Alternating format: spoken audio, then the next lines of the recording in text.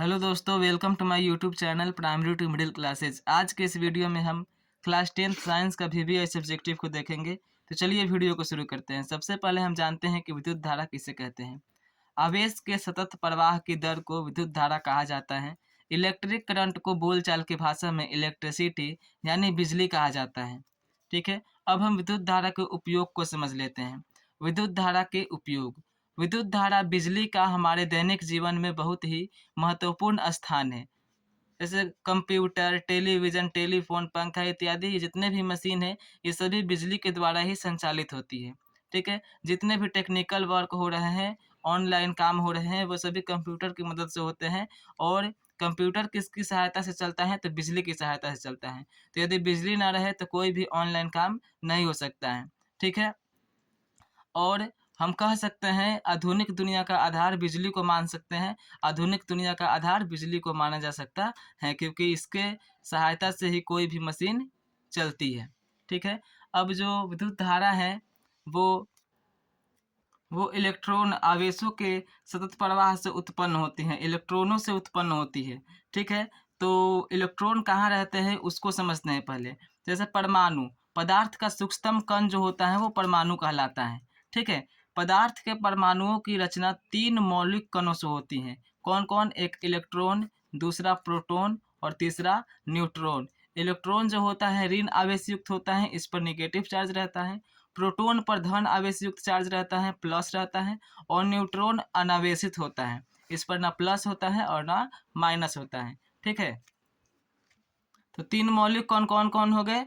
Electron, proton और neutron. Electron ऋण आवेशित, प्रोटॉन धन आवेशित और न्यूट्रॉन अनावेशित होता है। अब न्यूट्रॉन तथा प्रोटॉन परमाणु के केंद्रीय भाग में रहते हैं, जिसे नाभिक कहते हैं। ठीक है? न्यूक्लियस बोला जाता है। न्यूट्रॉन और प्रोटॉन परमाणु के केंद्रीय भाग में रहते हैं, जिसे न्यूक्लियस कहते हैं। ठीक है? नाभिक के चारों ओर इलेक्ट्रॉन घूमते रहते हैं। जो इलेक्ट्रॉन होते हैं वो नाभिक के चारों ओर घूमते रहते हैं। ठीक है? इलेक्ट्रॉन पर जितने परिमाण का ऋण आवेश होता है, प्रोटॉन पर उतने ही परिमाण का धन आवेश होता है। परमाणु में इलेक्ट्रॉन और प्रोटॉन की संख्या बराबर होती है, अतः परमाणु विद्युतः उदासीन इलेक्ट्रिकली होता है। ठीक है? आपसे एग्जाम में पूछेगा कि परमाणु विद्युतः उदासीन होता है, क्यों? तो हम उसका आंसर लिखेंगे कि इलेक्ट्रॉन पर जितने परिमाण का ऋण आवेश होता है, प्रोटॉन पर उतने ही परिमाण का धन आवेश होता है। ठीक है? तो परमाणु में इलेक्ट्रॉन और प्रोटॉन की संख्या बराबर होने के कारण परमाणु विद्युतः उदासीन होता है। ठीक है?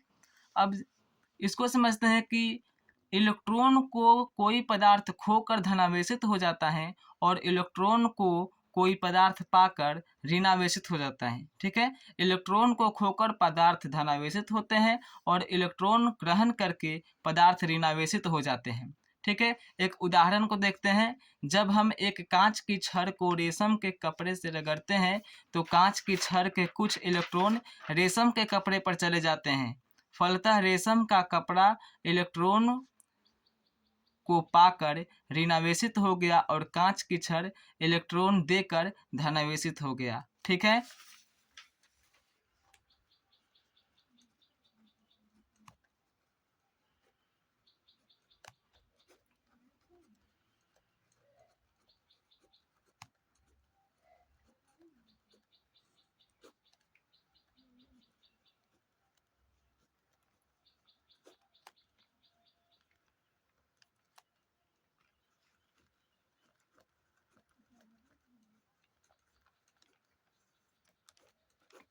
चूंकि रेशम का कपड़ा इलेक्ट्रॉन को ग्रहण किया है, इसलिए इस पर ऋण आवेश चार्ज आएगा और कांच की छड़ इलेक्ट्रॉन को रेशम के कपड़ों को दिया है, इसलिए इस पर धन आवेश आएगा। तो कांच की छड़ धनावेशित हो जाएगा और रेशम का कपड़ा ऋणावेशित हो जाएगा। ठीक है? उम्मीद करता हूँ आपको समझ आ गई होगी। यदि वीडियो पसंद आई हो तो वीडियो को लाइक और सब्सक्राइब करिए।